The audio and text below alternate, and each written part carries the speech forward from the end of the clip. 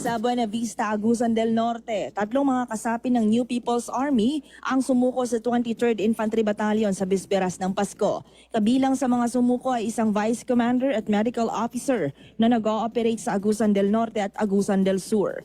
Dahil sila'y sumuko, agad nilang nakapiling ang kanilang mga mahal sa buhay para sa Noche Buena. Sa Cagayan de Oro naman, nagpaalala ang DOH sa lahat na bigyang prioridad ang kalusugan sa halip na magpakasawa sa pagkain ng mga tinaguriang risky foods, lalo na sa mga seniors.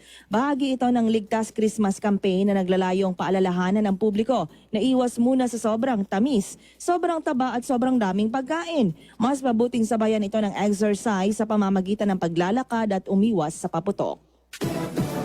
Sa buong Zamboanga Peninsula, mahigit 3,000 mga pulis ang mananatili sa mga areas of convergence hanggang sumapit ang bagong taon. Bahagi rin ito ng Ligtas Paskuhan 2025 program ng PNP sa mga lalawigan ng Zamboanga del Sur, Zamboanga del Norte at Sibugay. Katuwang ng mga pulis ang force multiplier, mga tanod at suporta mula sa Army. Sa Linamon, Lano del Norte, huli ang isang lalaki na nakunan ng mahigit 120,000 pesos na halaga ng shabu mula sa kanyang bahay bago magpasko.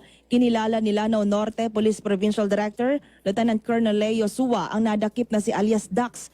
Nakuha sa kanyang tahanan ang shabu na sa ikinasang law enforcement operation noong Martes ng gabi.